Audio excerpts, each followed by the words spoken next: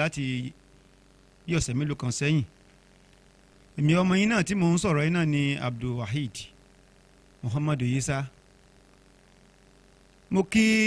sífì mọ́mọ́ wa káfàtà alhaji wa omiata Abdulsalam mo kí yín o ọlọ́mọ ṣe àlékún iman ló ṣàlékún ẹ̀mí gígùn fún yín àti àmúgbálẹ́gbẹ̀ẹ́ yín náà àti gbogbo àwọn àfáà nílé lóko.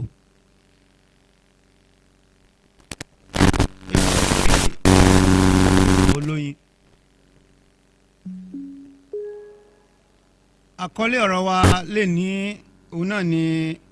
prohibited foods and animal àwọn tí ọlọ́run ọba pẹ̀lú oúnjẹ ní gẹ́gẹ́ bí alukurani àti adimu sọ̀rọ̀ ṣe là á kalẹ̀ òun lámà mú wá sí etí gbọ̀nyìn ní ètò tòní. a kí gbogbo wa nílé lóko etí wa ò ní di o ọlọ́run máa gbàdúrà wa ọlọ́run fi wá láyà balẹ̀ ọlọ́run mú ilẹ̀ lùjí yóò mú láyà balẹ̀ ọlọ́run mú ìpínlẹ̀ Ondo yóò mú wa láyà balẹ̀ gómìnà wa ọlọ́run kó bá wa fún un ṣe orí mi sàn lọ́kì ayédàtiwa kọ́lọ́ ọmọ bá wọn kún wọn lọ́wọ́ kó fún wọn ṣe tí ilẹ̀ lùjí bá dàrú kọ́lọ́ má jẹ́ kí ìpínlẹ̀ Ondo kọ́lọ́ má jẹ́ kó dàrú kọ́lọ́ má jẹ́ kí ilé ayé wa náà kó dàrú ọlá aláhìláhìlá ọlá Muhammadu Rasulullah sallallahu alayhi wa sallam ọlá òní ọjọ́ ńlá Jímọ̀ gẹ́gẹ́ bí àkọlé ọ̀rọ̀ wa prohibited foods and animal tí a bá lọ wọlé Al-Qur'an chapter 2 verse 168 a rí bí wọ́n ti là á kalẹ̀ níbẹ̀ tá a bá tún lọ wọ Al-Qur'an chapter 2 verse 172 àárí bẹ́ẹ̀ náà a tún lọ wò bákan náà ní suratu Quran chapter 6 verse 146 so báyà Bakara sọ̀rọ̀ nípa ẹ̀ ní suratu Bakara sọ̀rọ̀ nípa ẹ̀ ní àyà 172 and 168 Quran chapter 6 verse 146 náà sọ̀rọ̀ nípa ẹ̀ ṣùgbọ́n ká mú láti Quran chapter 6 verse 146 wọ́n ní màmá torí a máa lo mixture language ní both English and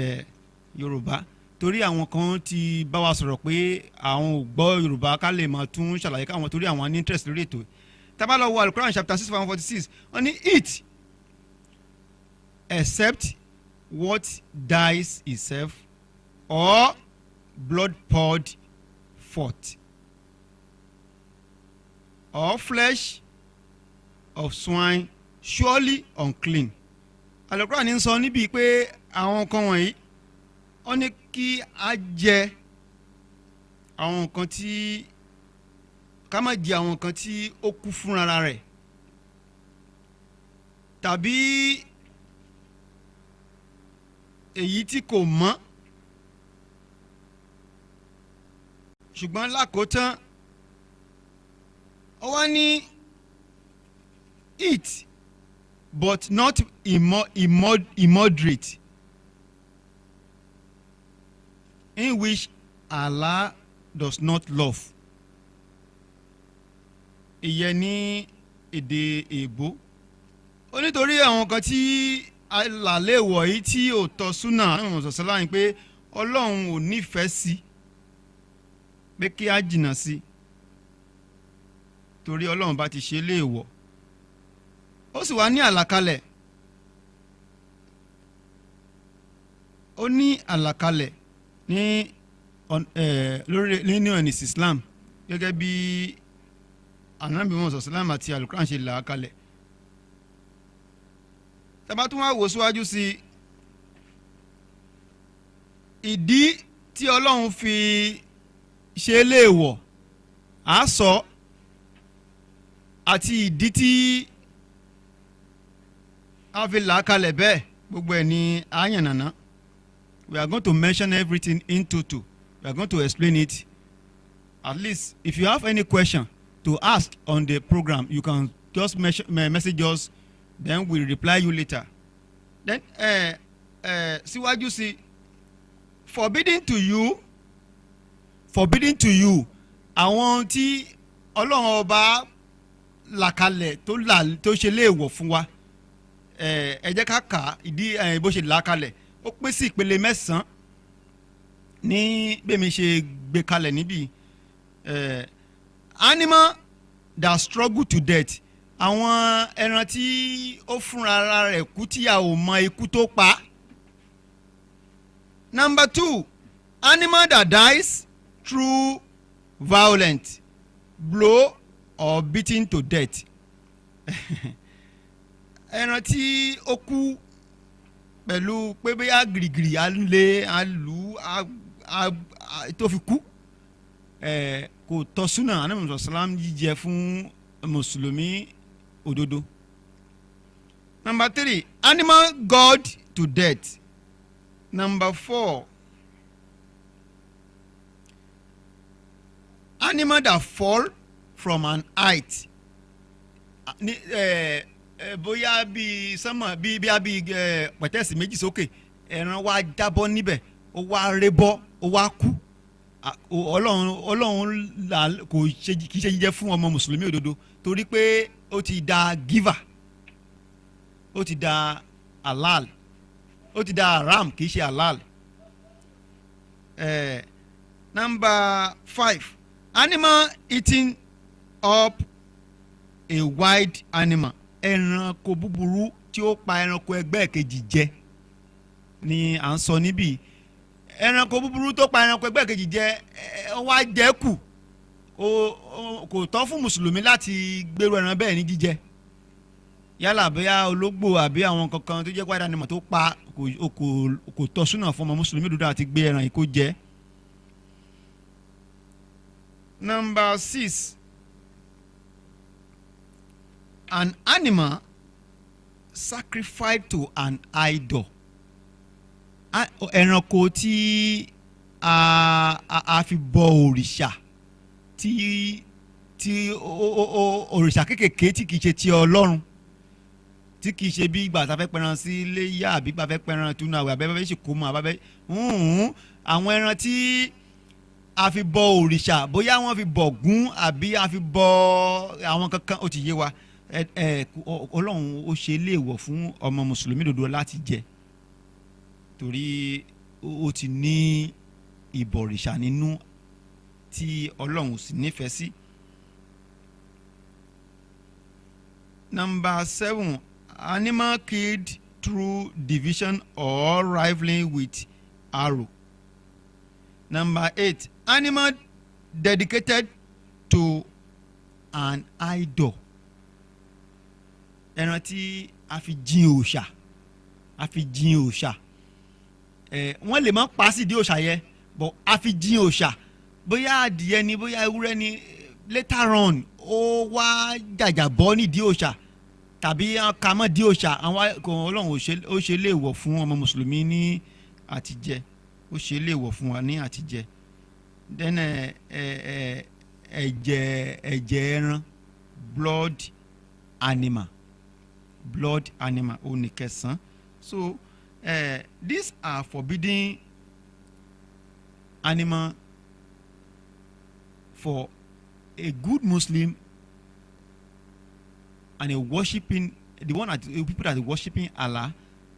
These are forbidden animal for a truth and a worshiping mu'mini in presence of Allah. So we have to run away from this type of animal as a good Muslim, because the reason why we should run away from this, I will mention it for you people. It's not for Allah itself, but for goodness of ourselves. It's for our goodness. Now, the reason for prohibition of this certain food, of this animal, because they are unclean, they are forbidden in consumption. They are forbidden in consumption in such a way that most of these animals that die slaughterly or got by an arrow without being called or by other means of not calling the name of Allah, which is haram, totally haram. Some of these animals have contain germs that is dangerous to human health. Then apart from that, the animal they use to worship an idol, as a good Muslim that have good belief to Allah, that believe in Allah, that have the knowledge of the 5 pillars, as a good afar, if you take this type of animal, you eat it, it will reduce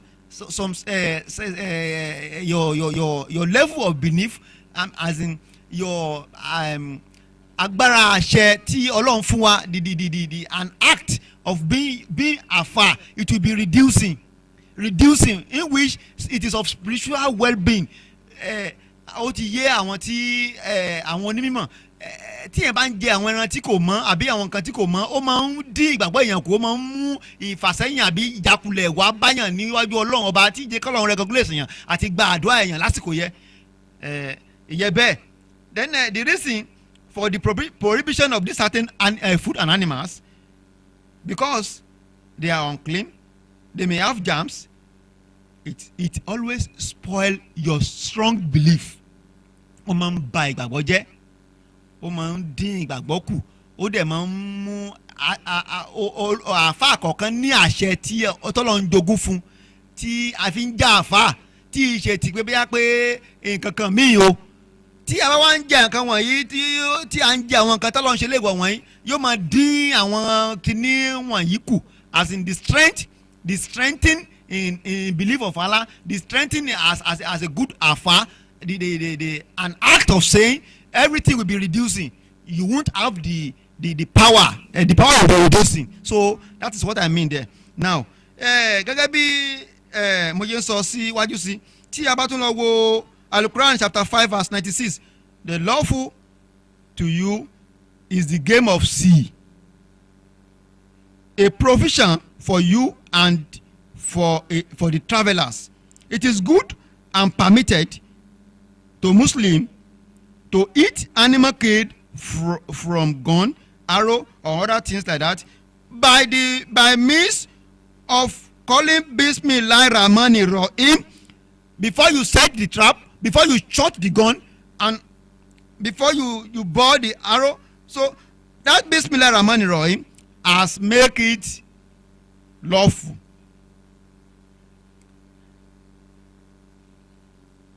So is it good for you if you want to set a trap for an animal, you set it with Bismillah Rahmani Rahim. If you want to shot your gun, so it is good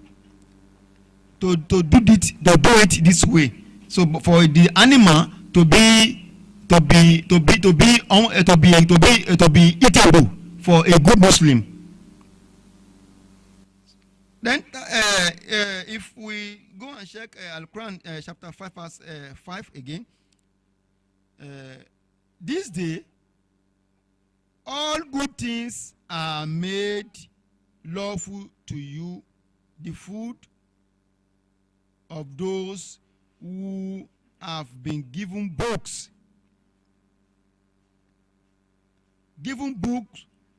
lawful for you, and your food lawful for you and their foods, lawful for you, their foods and your foods. Nǹkan tí Al-Quran ń sọ nípa eléyìí ni pé àwọn oúnjẹ tí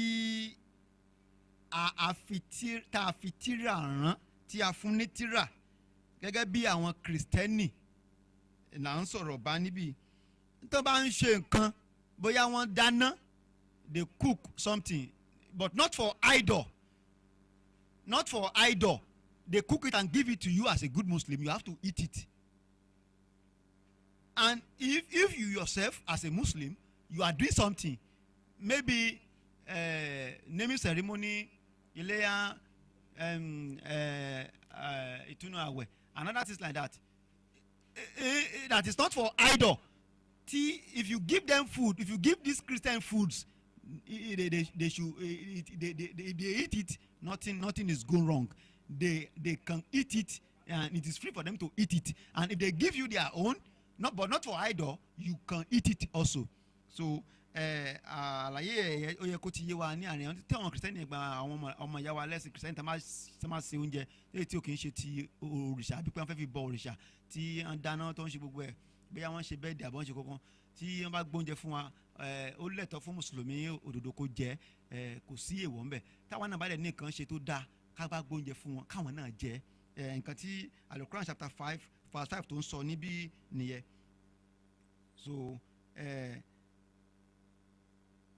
ó tún wá sọ síwájú gẹ́gẹ́ ní ìparí ẹ̀ pé in as long as such food is not dedicated for an idol or objects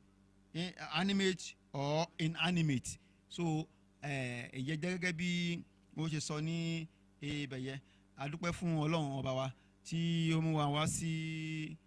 tó mú ètò wá sí etí gbọ́ wa láti Òjẹ̀fọ̀n FM Radio Vision. A sì dúpẹ́ fún àwọn tí ó gbé ètò yìí kalẹ̀ Ọlọ́run bá ní ṣe àlékún iman fún wọn ó ṣe àlékún burújí fún wọn àti ìrẹ́lùjì lápapọ̀ àti gbogbo àwọn tí ń gbọ́ wa nílé lóko àti gbogbo àwọn amúgbálẹ́gbẹ̀ẹ́ mi mo dúpẹ́ lọ́wọ́ amúgbálẹ́gbẹ̀ẹ́ mi ní ìbẹ̀yẹ tìmí Ọlọ́run bá mi ṣàlékún iman fún ẹnjìníà mi tìmí Ọlọ́run ṣàlékún iman ṣàlékún mọ̀kọ́mọ̀ la ilaha illallah Muhammadu Rasulullah sallallahu alaihi wasallam. Òní Jímọ̀ olóyin ètò Jímọ̀ náà là wáyé gẹ́gẹ́ bí àkọlé ọ̀rọ̀ wa lẹ́ni tí a ń sọ pé oúnjẹ tí Ọlọ́run bá ṣe léèwọ̀ ẹran tí Ọlọ́run bá ṣe léèwọ̀ àti tí ó ṣe léèwọ̀ àti ètò ṣe léèwọ̀ àti tí ó ṣe ní ẹ̀tọ́ fún wa halal àti haram ní Islam tó jẹ́ ẹran jíjẹ àti oúnjẹ jíjẹ halal and haram. So tí a bá wo àwọn ọ̀rọ̀ tí a ti sọ síwájú ní orí pẹ̀lú àwọn Quran tí a quote ní àwọn verses chapters tí a quote ẹ dákun àwọn nǹkan wọ̀nyí kì í ṣe fún fún àǹfààní ara wa ni kì í ṣe fún Ọlọ́run ọba kò ní kankan tó fẹ́ jẹ àbí nǹkan tó fẹ́ gbà lọ́wọ́ wájú pé kí á tẹ̀ sí àṣẹ tó pa fún wa àti tí Ànábì Muhammad sàlám tó bá wa sọ láti máa fi tẹ̀síwájú nínú ẹ̀sìn àkí àdúpẹ́ fún Ọlọ́run ọba kọ́lọ́run ọba ó ṣe ètò yìí kó jẹ́ kó máa tẹ̀síwájú sí ẹ dákun àdúpẹ́ lọ́wọ́ yín tí ẹ̀ ń gbọ́ wa nílé lóko náà pé ẹ bá wa fọkàn sí ètò yìí tẹ̀sí ń pè wá sákèsí níbi tí ó kù sí. So ẹ má bínú sí wa ní last week pé àwọn kìíní yẹn ó ń kùn díẹ̀ so àti adjust lórí ẹ̀ so síwájú sí inshallah bí kúdírátì a tún máa gbádùn ara wa síwájú sí kọ́lọ́n ó ṣàlékún àlàáfíà fún wa kó ṣàlékún ìmánì fún wa kó ṣàlékún rírí jẹ ríná ìlò fún wa bí ìgboro ti rí kò ní lè mọ́ wa inshallah la ilaha illallah wala quwwata illa billah.